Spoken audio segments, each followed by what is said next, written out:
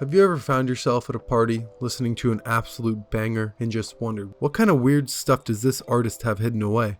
In this Iceberg, we'll cover interesting facts, theories, and events involving one of my favorite artists, Drake. Before we start, guys, if you don't know me, my name's Extended and I post cool content like this regularly, so if you enjoy the video, please like, subscribe, and check out some of my other videos. I found an Iceberg which has most of these entries on it, but I omitted some basic ones and added some that I thought were interesting. But that being said, this is your heads up because there will be some dark subjects in this video.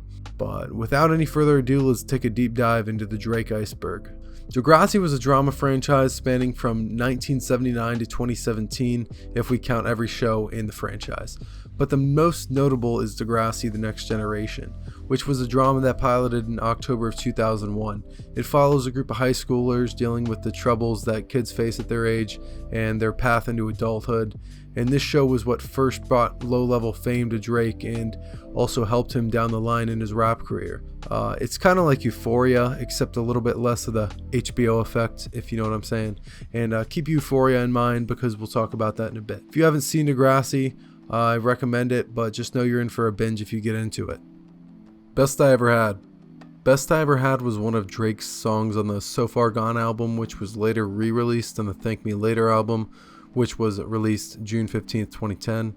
And people argue that this was one of the most pivotal songs for Drake's rap career because it was one of the first songs to really take off for Drake, and it also ended up having its fair bit of controversy with a lawsuit being filed for copyright infringement by Playboy. The lawsuit ended when they reached a deal, although I couldn't find exactly what the deal terms entailed, but also the fact that we still don't know who this was written for is pretty crazy. YOLO. This is probably referring to the motto, one of the songs featured in the Take Care album. There wasn't anything too crazy about the song itself other than it just hit. It's probably talking about how the song popularized the phrase YOLO in 2011. So Far Gone, one of the first albums that helped put Drizzy on the map, as I mentioned before, was also critically acclaimed, and that's not very common for someone so new to the game like Drake was in 2009. The album was created after Drake was hanging around his friends and was disappointed in the way they were talking about women, and they were in a sense so far gone from the good men they once were that they wanted to get back to being humble, and that's what the whole album's about. OVO. OVO is just an acronym for October's Very Own, which happens to be the month Drake was born, and this is also what he decided to name his brand and his record label after. Take Care. I'm not sure if this is about the song or the album, but I think this one might have something to do with the next entry. Dating Rihanna. Drake, my guy. You may have heard about this one back in the day when the whole squad was flaming Drake because the man just has the worst luck with women, and I don't know, I just remember this being a big conversation in 2016. This was also a big thing that people speculated on until they eventually went public with a relationship in 2016, which was great until things unfortunately ended. And I remember most people hating on Rihanna for doing Drake dirty, but to be fair, Rihanna was the one that went public with the relationship, and it was Drake's fault it ended because Rihanna found some text on his phone. So, yikes Drake. The Six. When you hear it, you probably know what the Six is referring to: Toronto, Drake's home city. But you probably don't know the origin of the nickname. Drake hasn't exactly said why it's called the Six either, so some theories have developed over the years, and the most prominent is that it's named after one of the two area codes, 647 and 416, kind of like how Pitbull always shouts out the 305 for Miami. There are a couple other theories, but these are the most recognized and credible. The Six God. This one's pretty self-explanatory given the last entry. Just add it up. Who's the god of Toronto? Come on now. Weston Road.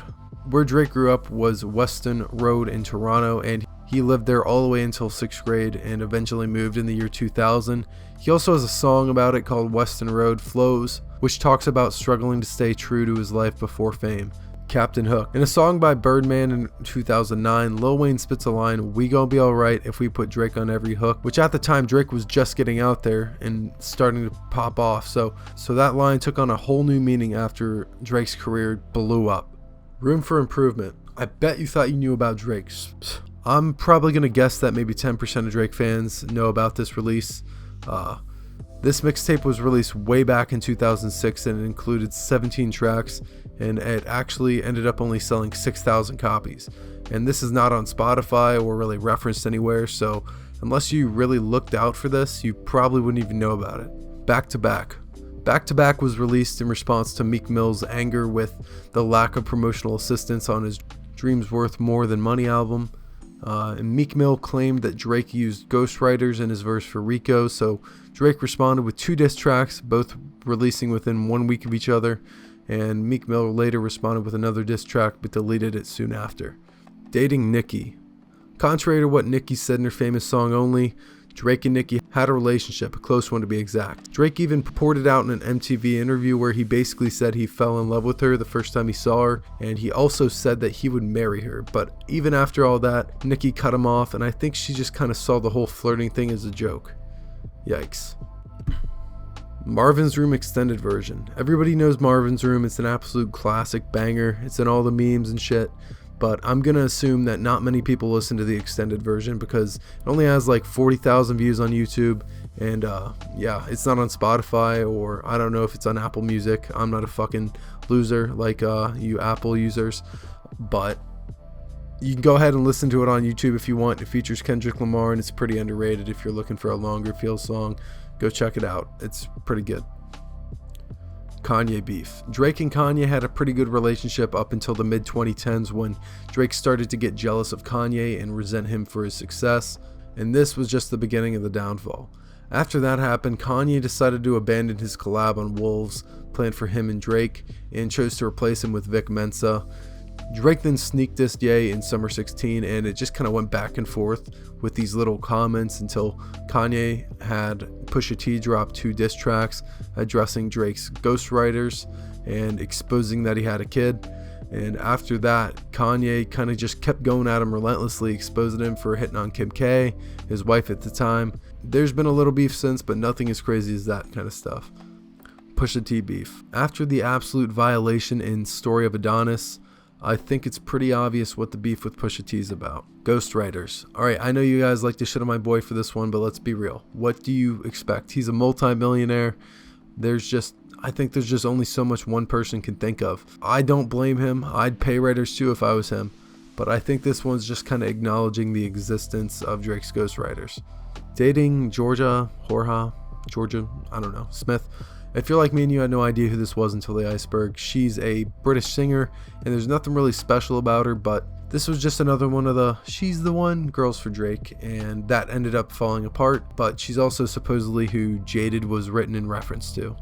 Euphoria. So like I mentioned earlier, Euphoria is kind of a teen drama, and I will be honest, I haven't watched it, but from what I've heard from my friends and on the internet, it's mostly about drugs, and then it's got a lot of the HBO effect I was talking about earlier.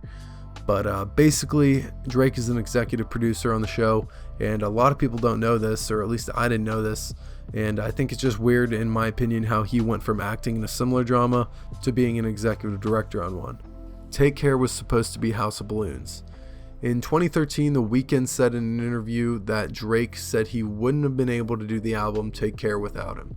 He also said that 3 of his other songs were supposed to be in the House of Balloons, which included Shot For Me, The Ride, and Crew Love. This obviously led to a lot of beef between the two because The Weeknd didn't feel he was given the justifiable amount of credit. The Sixth God Is Watching. This might be referring to a billboard that popped up in Toronto in 2015, and I can't confirm it, but I assume it was a promotion for his hit single Charged Up, which released the same year, where he throws shots at Meek Mill, basically calling him a charity case, and this was in response to Meek accusing Drake of using ghostwriters on Rico.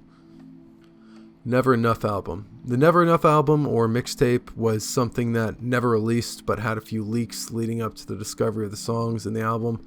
The plan was to release the album in 2010, but it got pushed back for unknown reasons, and it ended up getting pushed back indefinitely. Some of the songs can be found in corners of the internet and on the Care Package release that dropped in 2019. And if you haven't heard any of them, I definitely recommend it. They're some of my favorites. Steals Flows.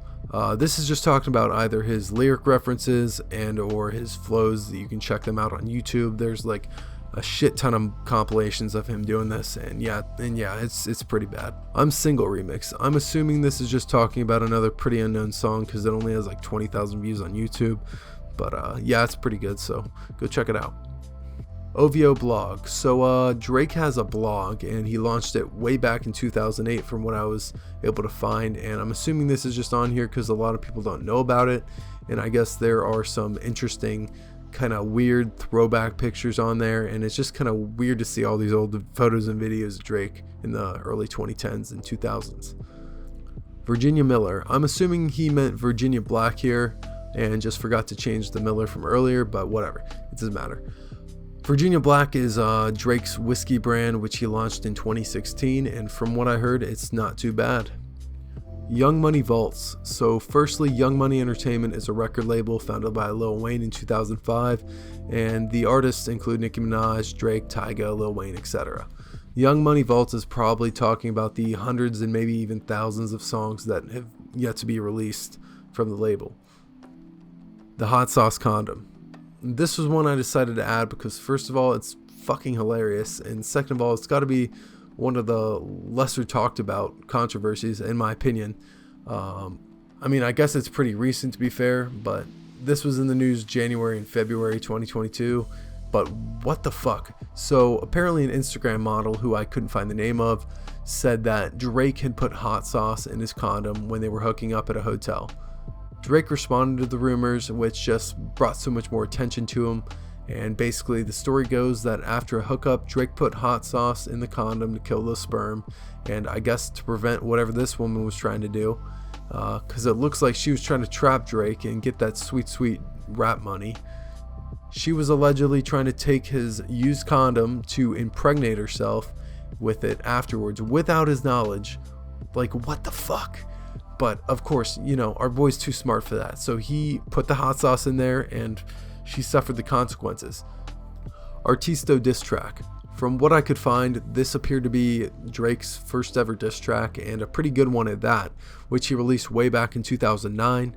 Him and a few other artists came together and obliterated another Toronto artist, Artisto, in his career after he took shots at Drake. I can't even find this original diss track or anything of Artisto online today.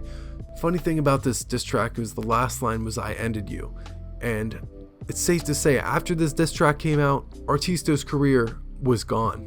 Dricard Noir. This is probably talking about his tattoo he got in celebration of releasing his More Life album, and it's also what his username used to be on Twitter, if you can believe that. But yeah, Dricard Noir is just a fucking super big pop culture icon of cologne.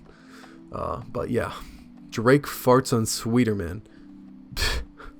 I don't think there's much I have to say about this one. It kind of presents itself. Nothing without me. This is a blessing, a shallow light. I swear my life story's better than stories they telling about me.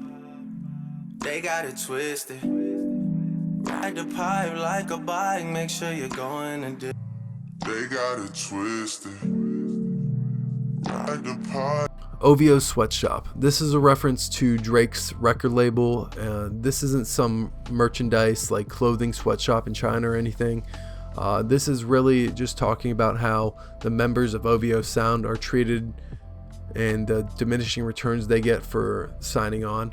One of these examples who was extremely talented but taken advantage of was The Weeknd that we went into earlier, but there are many more artists just like this. Luckily, The Weeknd never decided to sign with OVO, otherwise he might be like some of these other artists who signed and missed out on their full potential in their rap careers. It's also just about how the label just takes all the best stuff from these artists and they just get left with, I don't know, one feature or something. The returns are terrible. Views from the Six original. This is probably referring to the original Views from the Six song featuring E-Bat. Everywhere I could find this, it's been removed, but I did find an upload on SoundCloud, and it was something I never heard before. Lost Songs. This is a pretty broad one, but I guess this is just talking about all those one-off songs that never made it into an album or things he might have just gotten started with and never finished. There's really no telling how many songs Drake's worked on that never made it out, but You can find a lot of these songs in random spots on the internet, and also, like I said, you can find some of the more well-known lost songs in the Care Package playlist that was released in 2019. Affair with Kim K. Given the Kanye beef and him allegedly trying to slide in with Kim while they were married, I wouldn't be surprised if he made it in. I mean, Kim's not the most ideal candidate for loyalty, and Drake is a real asshole when it comes to beefing, so when he hinted at hooking up with Kim in his song Grease, Kanye got mad and Kim got defensive, so I mean, who fucking knows at this point?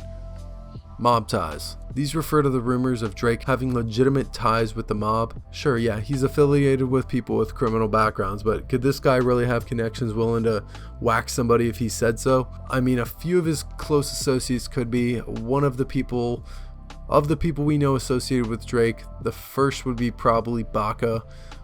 Baca's one of the rappers signed with OVO. And in 2015, he was charged with assaulting a woman and did 6 months in jail. He also had 2 charges dropped. Preme is a rapper and one of Drake's longtime friends. He's a member of the Reps gang, and he was arrested on gun charges in 2015 and cocaine trafficking in 2004. The last one's Chubbs. I couldn't find much on him other than that he's Drake's head of security and best friend. All I could find is how terrified rappers are of Drake's security detail, but even with that all in mind, the real ones you have to worry about are who Drake doesn't put in the spotlight. Franscisco Mandrin. I was not sure on this one. All I could find was the only thing I could find on this was that this is a name giving to Drake's Don't Fuck With Me alter ego / persona. And the explanation for this is he created this quote unquote persona after being shit on by other rappers to the point where he just couldn't take it anymore. He went to the kind of in the feels Drake of the older albums to the kind of fuck off kind of Drake, you know. Blackface.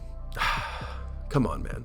So kind of going back to the Pusha T thing, the photo uses the cover of the song was Drake wearing blackface, and this was the first time many people knew this was a thing, and according to Drake, this was used to display the struggle of actors like him, I guess showing the discrimination of how other people of color struggled in auditions for acting jobs, which has some validity to it, but because he did this back when he was still on Degrassi, and he did this with a fellow Degrassi actor, so I mean, I could see this being a legitimate story, but I don't know, taken out of context, this definitely makes Drake look bad. Drake is possessed. Well, you know, this one might be pushing it a little bit, but I guess you never know. This is literally all I could find. Lay down, devil, lay down, this that level, make devils pray now. Hold up, no peace, hold up. Had X killed. So back in the early days of speculation around X's death, a lot of people brought up a few pieces of evidence that pointed it at Drake. And I have to say, at the time, these were seeming to be kind of insanely coincidental. Firstly, before X died, he explicitly said if he died, Drake did it. They had beef. Also, after his death in Drake's song, I'm Upset, these lyrics can be heard. SMX, Triple X, that's the only time I ever shoot below the neck. And some people thought that SMS meant send my shooters. Triple X obviously standing for X. He was shot below the neck. Another part of the song says 50,000 in my head, which is how much money X was killed with. This one's just pretty weird. I mean, if you looked at all that evidence or just those pieces of information, you would think it too. But if I'm being real about it, Drake's got way too much to lose, and I don't think he could do it personally. P3dom Rumors. So we've all seen the memes relating to particularly Drake's inappropriate behavior with Millie Bobby Brown, and this is probably what this entry is talking about mainly. But basically these rumors stem from the infamous interview where Millie Bobby Brown talks about what her and Drake texted about, and she says that they talk about boys, and Drake gives her advice, which rose a few eyebrows from Millie Bobby Brown fans and Drake fans, but this isn't the only incident. Nearly the same thing was uncovered for Billie Eilish, and one other incident of him being inappropriate with female goes way back to 2010 at one of his concerts, and I'll just let this clip speak for itself.